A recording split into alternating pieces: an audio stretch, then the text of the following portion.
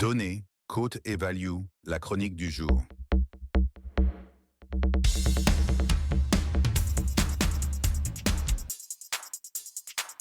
Bonjour à tous, nouvelle chronique cette semaine de Aérotime Sport et Investissement.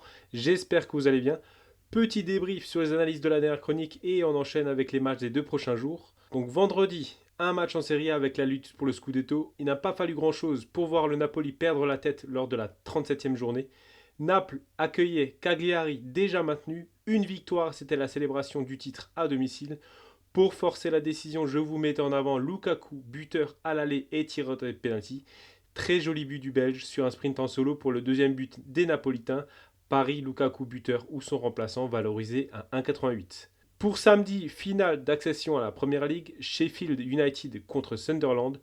Finale à Wembley avec un enjeu économique stratosphérique. Environ 200 millions d'euros entre droits audiovisuels et primes au classement seront versés au club qui irait en Première Ligue. Pour les demi-finales, Sheffield était en maîtrise face à Bristol. Pour Sunderland, tout a été plus difficile face à Coventry sur les deux matchs. Ils avaient eu la plus grande réussite pour aller en finale. Devant l'immense enjeu du match et l'historique des clubs, je vous proposais le pari les deux équipes marquent côté à 1,92.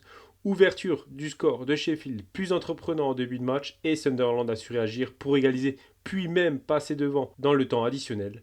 Retour des Black Cats en Première Ligue après 8 ans d'absence, cote validée à 1,92.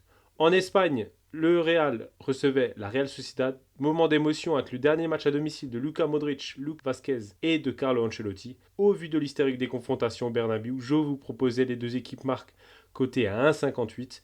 Match dominé de bout en bout de la part des merengues qui ont su gérer l'événement sans être mis en danger. Code de 1,58 malheureusement invalidé. À 20h, finale de Coupe d'Allemagne, l'Arminia Bielefeld affrontait Stuttgart sur terrain neutre à Berlin. Avantage normalement logique pour Stuttgart, club de première division, et Bielefeld, promu pour la seconde division allemande. Importance capitale pour Stuttgart de sauver sa saison en remportant le trophée et se qualifier directement en Europa League.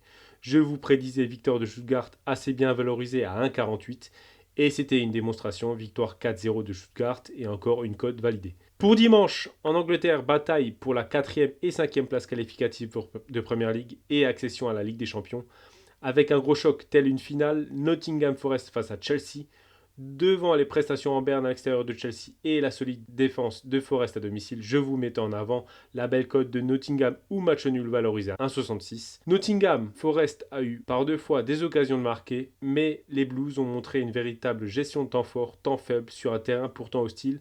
Victoire de Chelsea 1-0 et cote de 1,66 invalidé. Toujours en Angleterre, Manchester United, Aston Villa, deux dynamiques inversées. Le club mancunien en crise a affiché son ambition de renouveler l'effectif mancunien dans les grandes largeurs cet été suite à l'échec en finale d'Europa League.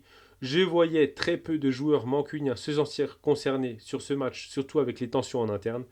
Je vous donnais victoire de Aston Villa sur la pelouse d'Old Trafford d'une valeur de 1,70. Peut-être la plus grosse surprise du week-end avec Aston Villa qui a subi la domination de Manchester United sur toute la durée du match. Scénario catastrophe pour les Villans avec l'expulsion d'Emiliano Martinez avant la mi-temps qui n'avait pourtant besoin que d'un point dans ce match pour aller en Ligue des Champions avec le résultat dans le même temps de Newcastle. Défaite 2-0 des Villans qui devront se contenter de l'Europa League. On avait fait aussi un saut au Portugal avec la finale de Coupe du Portugal entre le Sporting Portugal et le Benfica. Je vous proposais les deux équipes marques côté à 1,50 qui se validaient dans 8 des 10 derniers duels. En adéquation avec cette prise de position, on avait tenté aussi Gyökeres buteur ou son remplaçant valorisé à 2,25. Coup double dans le Money Time avec Gyökeres à l'origine du penalty et à la finition pour une égalisation salvatrice et les deux codes proposés qui passent 1,50 et 2,25 validés. Et on avait terminé en Serie A. La Lazio, 6e, encore postulant pour la Ligue des Champions, recevait Lecce encore en lutte pour son maintien. Au vu de l'importance des deux clubs de gagner, la cote des 3 buts dans le match était valorisée à 1,70 et passait dans 6 des 7 derniers duels entre les deux équipes. L'ouverture du score de Lecce et un de ses joueurs expulsés dans le même temps aurait normalement favorisé largement les conditions du pari. La Lazio, après avoir su accrocher l'Inter de Milan à l'extérieur la semaine d'avant, s'est montré des plus maladroits. Aucune réaction des Ladialais, pourtant en position pour participer à l'Europe au coup d'envoi. Défaite honteuse des hommes de Baroni qui ne joueront aucune compétition en dehors du championnat la saison prochaine.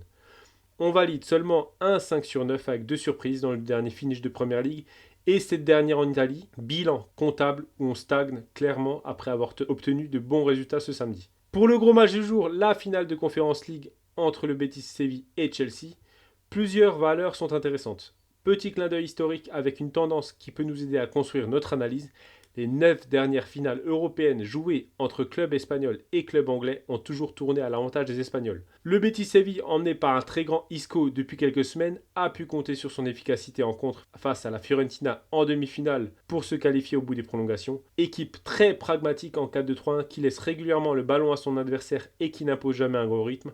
L'équipe espagnole reste sur une fin de saison pourtant assez poussive, 4 matchs nuls et une défaite sur ses 5 derniers matchs, tout en réussissant à marquer à chaque fois. D'ailleurs, série de 20 matchs consécutifs, toutes compétitions confondues, avec au moins un but marqué.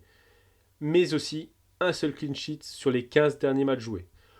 Pour Chelsea, saison réussie avec la qualification en Ligue des Champions après une deuxième partie de saison très poussive, un peu à l'image de Cole Palmer, moins en réussite et qui semble accuser le coup physiquement.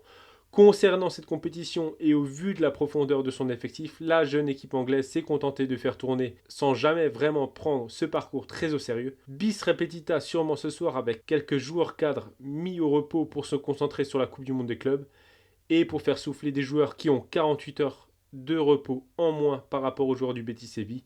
Pour ce soir, je vous propose la cote, les deux équipes marques valorisées à 1,68. Peut se tenter aussi la cote Isco décisif, donc buteur ou passeur, valorisé à 2,73, qui tire les pénaltys et qui sera certainement à l'origine de chaque action dangereuse des Sévillans ce soir. Peut se tenter également avec une plus petite mise, victoire finale du Betis Séville coté à 2,90. On a vu cette saison la première de Bologne pour emporter un trophée, celle de Crystal Palace, celle de Tottenham et de Newcastle. Alors pourquoi pas celle du Betis Séville?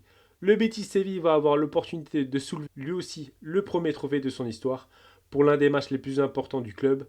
Dans un match accroché avec une équipe bis de Chelsea, c'est clairement possible. Cote du Betis qui remporte le trophée à 2,90. C'était la chronique du jour. On a analysé le seul match à mon sens qui proposait de la vraie valeur ajoutée.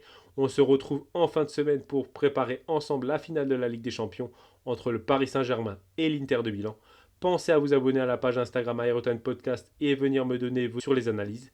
C'était Aérotime Sport et Investissement, votre podcast pour monétiser vos connaissances sportives. Belle journée tout le monde. Construisez avec passion. Merci d'avoir écouté Aérotime. Restez informés et revenez structurés.